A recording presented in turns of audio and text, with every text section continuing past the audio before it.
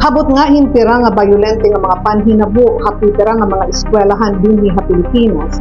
Karuyag man siguro ni Governor Ralph Vincent Ibardone nga mapahugot iton seguridad sa mga eskwelahan sugad man masiguro iton katalwasan iton mga estudyante ngan mga magturutdo dinhi sa Eastern Samar. Kakulop nagpatawag niya in urgent meeting kaupod ng mga opisyal han Department of Education han Eastern Samar ngan Borongan City Divisions, Philippine National Police, local government unit ngan iba pa nga mga ahensya para pag-iristoryahan kung ano iton mga angay buhaton para malikayan insugad nga mga panhinabo. Igin presentarhin mga school officials iton estado dito sa mga eskwelahan. Ha Eastern Samar kaupod na itong Borongan City Division, damo pa itong mga eskwelahan nga temporaryo la itong perimeter fences karag sidngon mga kahoy la ini diri konkreto.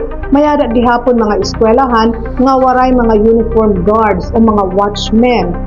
Gin kasarabutan nga magbuhatin safety audit kini nga mga eskwelahan para makita kung ano itong ira mga security capabilities.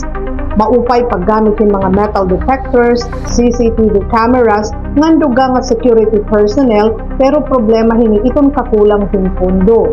Usanganihan mga suhestyon, amo ang pakikipagsumpayan hiton mga barangays kung mahimo makabutang hin mga CCTV cameras hagawas hiton mga eskwelahan. Sugad man, iton pag-assign hin mga barangay tanod nga magbabantay sa mga eskwelahan.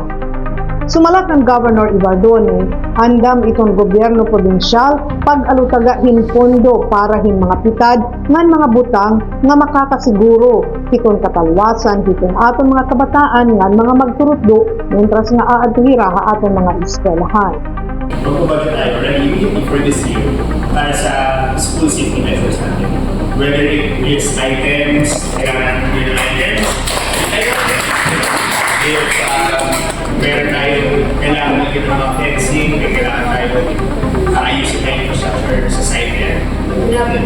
Diba? If we have to put CCTVs in the school, okay? Ano yun? Let's do what we can, diba?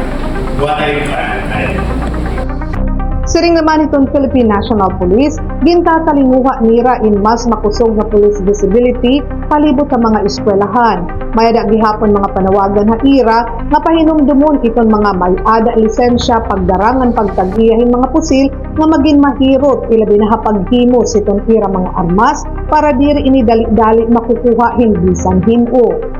Mayada gyapon suhestyon para tiered emergency response system kundi ikaklasipikar itong mga insidente. Itong kaya maresolbar ang mga eskwelahan, itong magkikinhanglan bulig itong mga barangays, ngan itong magkikinhanglan intervention itong kapulisan. Didaan report han mga taga DepEd, iginlaygay naman in mga kaso ng mga eskwelahan, partikular itong bullying. Gintagan importansya iton pagbaton ngan pagresolbar hinsugad hin nga mga issues ngan pag-aghatin mga biktima hin bullying nga i-report iton sugad nga mga insidente dara kay kaurugan iton bullying inabigin kausa hin mga bayolente nga panhinabo. Gintagan ni Governor Ibardone ang mga taga-DepEd ngan pulisin panahon para kitaan itong security condition ng mga eskwelahan ngan magsumiter itong mga plano ngan mga pitad nga angay ipatuman para itong proteksyon itong atong mga kabataan ngan mga magturutdo sa mga eskwelahan.